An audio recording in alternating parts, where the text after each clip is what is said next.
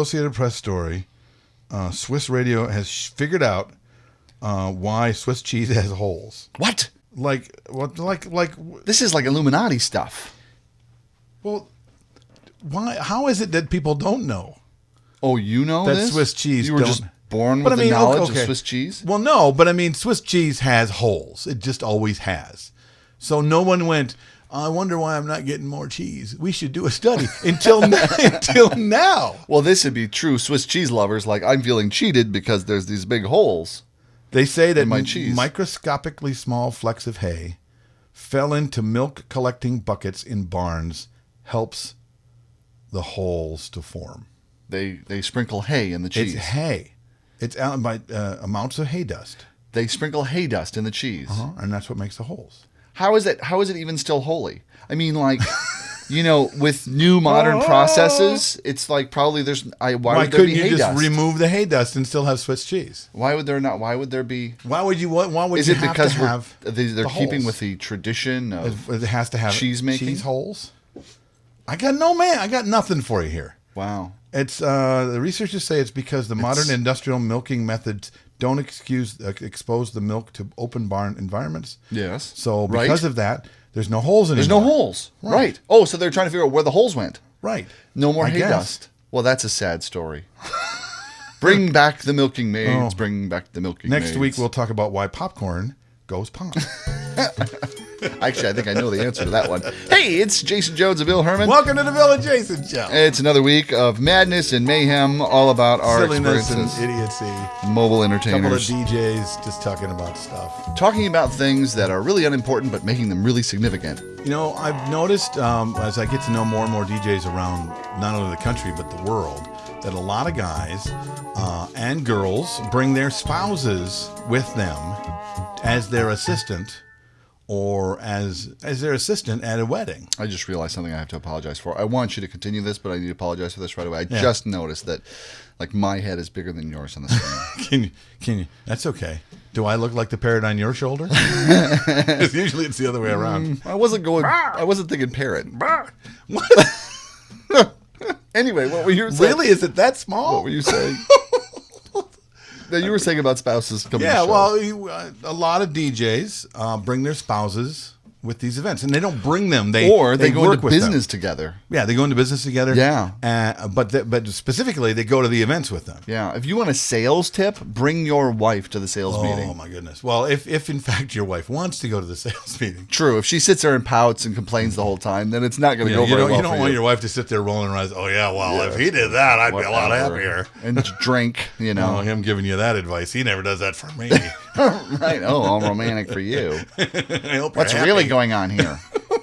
Yeah, that would not be cool. But if you have a spouse that gets excited about what you do and knows what you create and gets that rapport with the bride and going. people do that. I mean, there's a lot of guys and girls. Man. Yeah, a lot of DJs that bring and go into business and then bring that person to the events and to the sales conferences and to they're part of the whole situation. They're partners, you know what I mean? Or like in the case of our friend Glenn and Miranda, she just kind of runs the show and Glenn shows up and smiles. Glenn just smiles and he really is the puppet on her shoulder. He really is. Lucky guy. Glenn McKay. McCoy. Glenn McKay. McCoy. Miranda, make me talk. Anyway. He's going to so kill me. So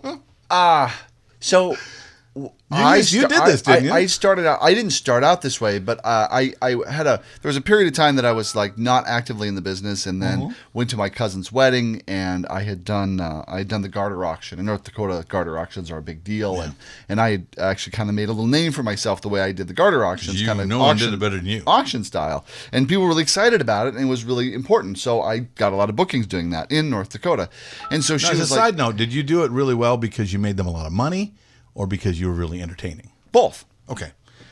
One of these days, we'll have Jason tell you exactly what that was. If you DJ in North Dakota. Yeah. I found out in Minnesota, people think it's kind of creepy. but anyway, so Kelly said, this was really fun. We should do this together. I'm like, sure, this would be great. I would love to do this with someone. Because at that point, like, one of the things I wasn't interested in, like, necessarily pursuing it, because I was kind of tired of just going out alone, doing it alone. Right. You know what I mean? The lone wolf DJ. Lonely. I was done with being all by myself at the end of the gig. I want to go home By with someone else. myself. Anyway, and so I'm like, sure, yeah, let's do it. So got all the stuff geared up, musiced up, got everything pulled together, all that. We went out and we did a few shows together, and it was going really great. She was magic at the sales meetings. Yeah. Great rapport, even when I wasn't that great. The brides didn't seem to care because they had this amazing rapport with Kelly, sort of thing like that. Not epic fail like we talked about in other things, but just not as good as I think that I should have been. Right. And No, trust me, I understand. and this lasted for a very short amount of time. Yeah. Why? And it was because of what happened. So there a bunch of chicks were hitting on you, right? We did this wedding. So she actually comes to the weddings with you too, or did? Oh yeah, we did everything together. We did the sales together. We went to the weddings together and stuff like that. So Planning you're doing a wedding and you're doing your thing. She's standing next to you, looking much better looking. Than exactly, much better looking. She's like giving people the reason to look at the DJ booth. Hello. And I go, I'm gonna go to the bathroom. So just advance to the next song. She's like, no problem, I got it. It was kind of like dinner music and stuff like that. We were in a very small room, right? And I didn't have any fancy technology like Bose that kind of like distributes the sound. This is a long time ago, but when you had a Victrola, you had to crank it up. Exactly. Yeah, big speakers in people's ears and stuff like that. Big horns. Uh-huh. And so I went to the bathroom and I came back and she was in tears, and then she ran to the bathroom. I'm like, oh my God, like what happened? And what did you do? It was like, well, I was what I was did wondering. you do?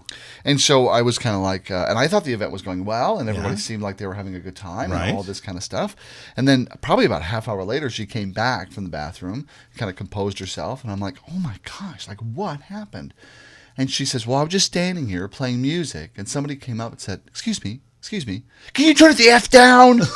Oh my God. Like really like in her face, like they sat there and got really angry over a long period of time instead of like asking this question this tiny, before they got beautiful, angry. Brunette girl. Yeah. Come up and yelled at her with first thing out of their mouth was, turn it the F down. Right. And the first thing I thought was, see how they treat DJs? And then I thought, now you know, honey, the kind of suffering that I have to go through to bring home a buck. And then you went, oh, I wonder if she's okay. But it was like, and she's like, I never want to do this again. She goes, if this is what DJing is, I go, well, this isn't what DJing is. I said, you must have said something to them. What did you do? It's like, yeah, right. You must have done something wrong, clearly, right? And it was like, and that was the end of it. It was like, I don't ever want to experience that. And she never came out again. Again, even when I got better at it, where few people didn't insult me as often. She still didn't want to come back. Oh my God. Yeah. Well, sadly, I had almost the same kind of experience because my wife came out with me once. Because she was, wanted to find out if it's something she wanted to do. Maybe we would go into business together as well. We got her a little tux, Oh. It was very cool, It was very cool. She was in her little tuxedo. I'm in my bigger tuxedo. And we were doing a dollar dance, a money dance at some other parts of the country, but the dollar dance where, everybody lines up on either side and then they come and dance with the bride or the groom for a few moments just to say, hi, I love you. Thanks for inviting me. And I got you a toaster oven. I hope you like it. I got one at my wedding, that kind of stuff. So, and I had to go to the bathroom. Nice thing about having an assistant. Oh my goodness, never had one before. I'm going to go to the bathroom. Right. So I tell her. Sit there for 20 minutes. I tell her, look, I put in a CD, a collection CD, and it's got 3 songs right in a row. Okay. And they should play right in a row. 1, 2, 3. So don't worry about it. And if it doesn't transition well, it's not a big deal. They're talking. They're not really listening that much anyway. Right. So if I'm not back before that song is over, just let it roll. I'll be back soon after the second one starts if I'm even that long. Oh, right. As if you're going back with Mobile Beat and DJ Times. It's like, I'm going to be a little while here. So I run to the restroom and I hit the song, run to the restroom. She says, I'm fine. I got this. So I leave. Okay. So the song plays. And when the song gets done, she kind of muscle memoried what she had seen me do, which is turn the song down, play another song from the other CD player. So without doing what I told her, once again, my wife she didn't do what she just didn't do what she was told. Nice muscle memory. Maybe it was the wrong muscle. So she turned down the song and she hit play on the other CD, which was I Need the Bride When She Used to Rock and Roll, which is what I try to get going right after a dollar dance to get the energy back up. So it's turned up really hot, really, as well. So the song is quiet, and all of a sudden, I knew the bride when she used to rock and roll.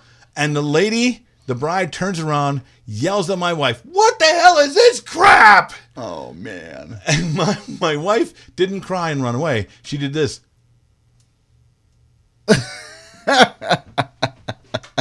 Just hid behind the console. And she didn't get up. And when I come back, the song I Knew the Bride When She Used to Rock and Roll is playing. She's on her knees behind the console, cowering in almost a fetal position. What are you doing?